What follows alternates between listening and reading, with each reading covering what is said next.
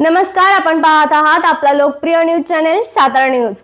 पाहुयात आत्ताची महत्त्वाची घडामोड। सातारा जिल्ह्यातील खटाव तालुक्यात असणाऱ्या रामोशीवाडी येथे अवैध गांजाची लागवड केल्याचा प्रकार उघडकीस आला आहे।